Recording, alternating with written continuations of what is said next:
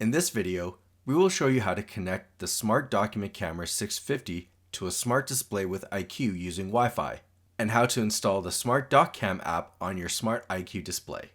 You can connect the Smart Document Camera 650 to your display using Wi-Fi. If you are using a smart display with iCUE 3, you may need to download the Smart Dock app on your display. Tap Apps, App Store, Smart Dock Cam.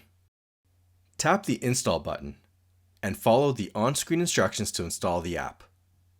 Be sure to allow the app to access features by agreeing to the storage and the end user license agreement.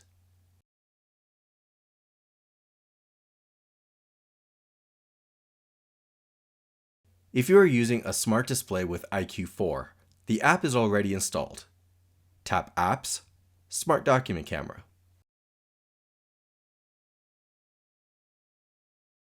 Power on the document camera. For an out-of-box unit, the camera defaults to AP mode. Wait until the Wi-Fi LED turns solid blue. This indicates the camera is ready. The app will automatically scan and list all available document cameras nearby. When your camera appears in the list, it will be identified by its serial number.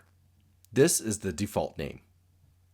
Select your camera by tapping the play button next to its name. Follow the on-screen prompts to complete configuration. The app will guide you through connecting the document camera to the local SSID, your Wi-Fi network. The live image from your document camera should now display on your smart screen.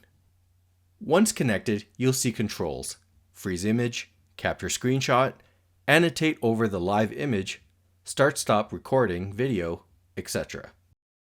If you ever want to remove or rename a camera, use the Info menu in the software. Make sure all firmware and software are up to date to ensure compatibility with iCUE. If you'd like to see more videos like this, be sure to subscribe to the Smart Support YouTube channel and visit support.smarttech.com. Thanks for watching.